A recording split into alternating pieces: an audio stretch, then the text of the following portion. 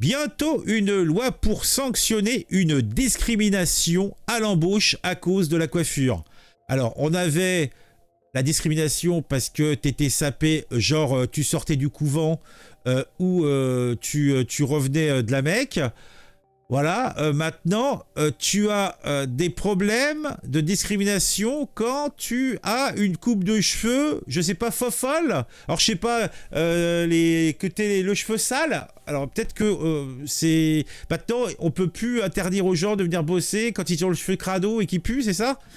La députée ou le député Olivier Servat a déposé un projet de loi visant à reconnaître et à sanctionner la discrimination capillaire dans les milieux professionnels, mais aussi à l'école ou dans la rue. Alors déjà que notre régime donc est complètement saturé, hein, que nos tribunaux sont remplis à bord et on veut nous en rajouter encore. Mais bon. Peu prise en considération, la discrimination capillaire se révèle pourtant très présente au sein des différentes strates de la société. Non mais moi, t'as quelqu'un qui vient me voir avec des dreads ou je sais pas, là, dégueulasse, toute crade, toute grasse. Bah ouais, non mais moi je laisse pas rentrer chez moi. Je me dis il y a peut-être des puces de lit dedans. Il va ramener ça à la maison. Il va contaminer mon intérieur. Ça me paraît évident. Donc je pense que les lieux de travail, c'est pareil. Sur son lieu de travail, à l'école, dans la rue, la couleur, la coiffure, la longueur de notre chevelure peut devenir le sujet de railleries, de remarques et même d'exclusion. Ah ouais, donc ça c'est pour protéger les personnes trans ou interlopes qui se baladent avec des cheveux bleus. Des woke quoi. Ou alors des gonzesses qui ont les cheveux courts, tu sais, comme celles qui qu'on voit dans les vidéos là. Macron, explosion, Macron, destitution. Ah non, mais lui, elle, c'est plutôt, c'est même pas une histoire de cheveux. Il faut lui mettre un sac sur la tête, je sais pas, un truc comme ça. Donc une situation souvent minimisée, comme en témoignent les réactions suscitées par le projet de loi déposé par le député du groupe Liberté, Indépendant, Outre-mer et Territoire, le LIOT, Olivier Servat. Non mais déjà, rien que son groupe, c'est un sujet de moquerie. Le LIOT, Liberté, Indépendant, Outre-mer et Territoire. Donc en fin de compte, c'est la grande marée, c'est la grande braderie, c'est la plus grande fête de Paris. On y trouve tout à la braderie. Bah là, le LIOT, c'est pareil. C'est tous les laissés pour compte, ils se retrouvent dans le LIOT. Le texte qui vise à reconnaître et à sanctionner la discrimination capillaire. Non mais sérieux. Bon, il y en a certains qui se sont moqués, par exemple, là, c'est après-demain, le 30 novembre, parce que là on est le 28 quand je fais cet enregistrement. Le 30, il y a la LFI qui va déposer un de ses textes. Ça va être un texte, je crois, pour le pipi. Je crois pour avoir qu'il y ait une toilette publique pour 2500 personnes. Je crois que c'est ça. Je crois que c'est le 30 qui vont déposer ça. Je ne suis pas certain, mais je pense. Et bah, ça me paraît judicieux, mais est-ce qu'il n'y a pas des choses plus importantes ? Bah là, pareil. Bon, je veux bien croire qu'il y a une discrimination capillaire pour quelques personnes, mais est-ce qu'on a besoin d'avoir une loi ? Et en général, ceux qui sont victimes de discrimination capillaire sont victimes de d'autres discriminations. Hein ? Donc, je suis pas sûr que ça soit nécessaire de rajouter une discrimination capillaire. Non, mais ça, c'est vraiment une loi pour protéger des fragiles. Je piche pas, quoi. Ta coupe de cheveux, tu peux la changer, tu peux la cacher. Tu peux pas changer la couleur de ta peau, tu peux pas changer ton origine ethnique, tu peux pas changer ta religion. Mais ta coupe de cheveux, franchement, bah, comme dit Benjamin, encore une loi de D, quoi. Au Bougoulistan, le barbu est roi. Toi, Benoît Taron, toi, je sens que t'es prêt à faire des dingueries. Mais que contient exactement ce projet de loi ? L'objectif est d'enrichir. Ah ouais, moi aussi j'aime bien enrichir. l'article 225-1 du code pénal qui évoque la discrimination physique. Ah donc grossophobie et compagnie. Ah, justement, moi je suis victime de grossophobie. Ah, je peux pas sortir, je me fais agresser par les racailles, par les fachos, par les forces de l'ordre. Mais que fait la police? Bah non, la police, elle me persécute aussi. De toute façon, on me persécute tous. Et puis j'ai les cheveux fins, donc on se fout aussi de ma coupe de cheveux. Ah non mais sérieux, non mais moi je suis une victime. Ah. Qui évoque la discrimination physique en y ajoutant la mention de discrimination capillaire inhérente à la longueur, la coupe, à la taille et aux couleurs de cheveux. Non mais sérieux, t'as un mec là, je suis boutiquier, je vends des patates.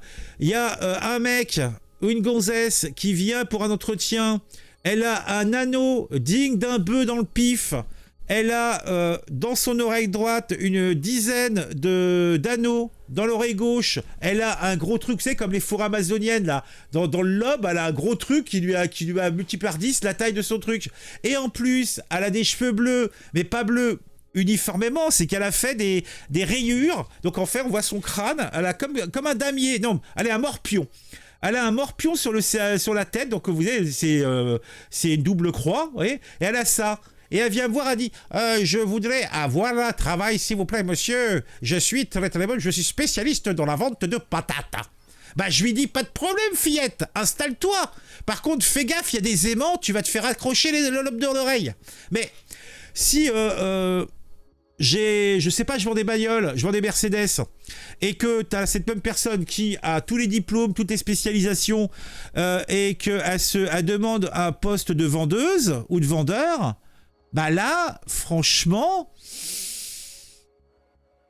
surtout si c'est des bagnoles de luxe que je vends, non. Et puis, bah non, je vais pas te prendre. Donc, est-ce que je vais te discriminer? Je ne sais pas. Il rappelle d'ailleurs que la France est à la traîne sur le sujet comparé à ses voisins. Les discriminations liées au style et à la texture capillaire sont des problématiques largement traitées aux États-Unis et au Royaume-Uni. Ah là, ah ouais, oui, super. Ah c'est super. Prendre comme exemple les États-Unis et le Royaume-Uni, ouais. Tu me dirais, bon, à la limite. Tu me dis, bon, l'Espagne, l'Italie, la Suisse, la Belgique, l'Allemagne. Bon, là, on dit, bon, c'est vrai qu'a priori, il y a un consensus européen, tout le monde est d'accord, peut-être que je vais me laisser aller. Mais là, me prendre comme exemple les États-Unis et le Royaume-Uni, faut peut-être pas pousser, quoi. Faut peut-être pas pousser. Olivier Servat revient aussi sur le cas d'un steward d'Air France licencié parce qu'il portait des tresses. Les règlements intérieurs de la compagnie disaient que les femmes pouvaient avoir des cheveux plus longs que l'encolure, mais pas les hommes.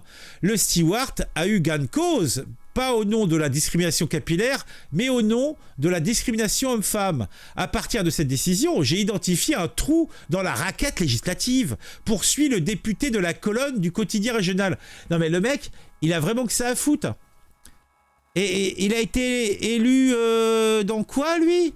Parce que bon, il est dans le yacht, mais c'est quoi sa spécialité à Olivier Servat, là? Sérieusement, il a que ça dans la vie Dans son projet, Olivier Servat cite également une étude menée conjointement par Dove et LinkedIn.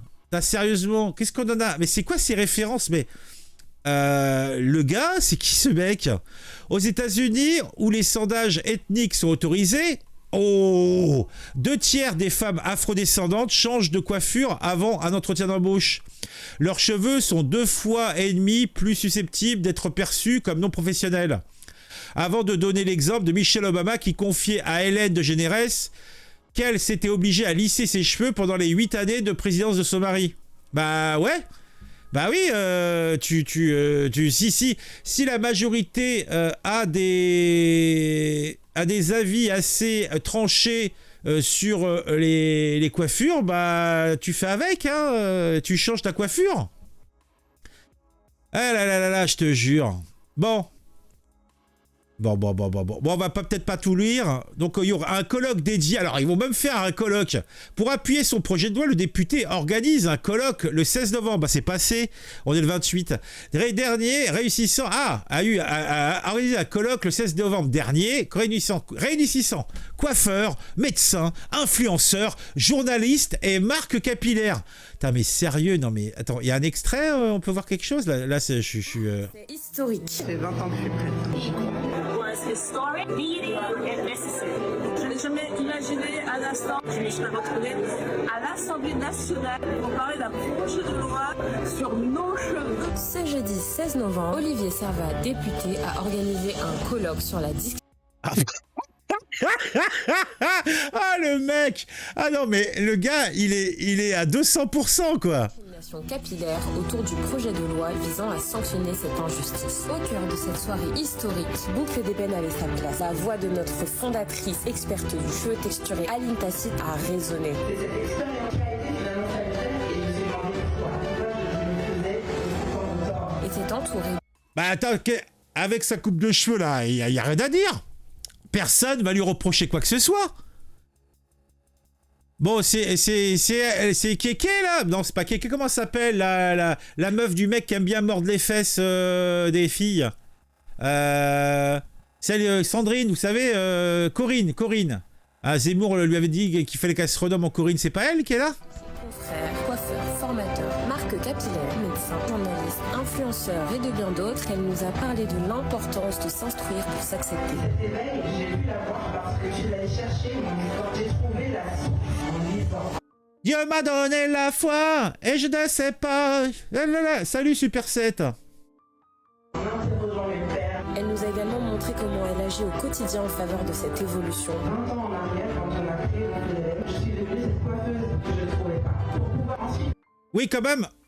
Bah, ce qui est étonnant, c'est qu'on nous parle de cheveux, mais là, a priori, il y aurait que le cheveu crépus qui serait concerné, parce que là, je vois que des personnes à cheveux plutôt crépus. Hein, c'est que des noirs, des métis. Il n'y a pas... bon, sur la photo, par contre, c'est un petit peu plus... Et puis, bah, en quoi ces photos peuvent... ces trucs peuvent poser problème? J'ai l'impression qu'ils sont, ils vont chercher la petite bête. En fait, je sais pas, ça se trouve, il y a peut-être un vrai problème. Alors, c'est sur son Instagram, il a partagé une vidéo récapitulative où il écrit en légende « La non-discrimination capillaire est une valeur fondamentale qui promeut l'idée que chacun devrait être libre d'exprimer sa personnalité à travers ses cheveux sans crainte de préjugés ou de discrimination. » Travaille à ton compte. Tu travailles à ton compte. T'as de compte à... Moi, par exemple, je gagne rien, je gagne très mal ma vie. Mais par contre, j'ai de compte à rendre à personne. Je fais ce que je veux. Je dis ce que je veux. Je suis limité que par la loi. Mais donc moi, je me sape comme je veux. Bon, après, avec le risque, comme je vous ai expliqué tout à l'heure, de me faire agresser par les racailles, par les forces de l'ordre, par les fachos, tout le monde m'en veut parce que je suis... discriminé par tous. Voilà. Bon, franchement, c'est quoi cette loi?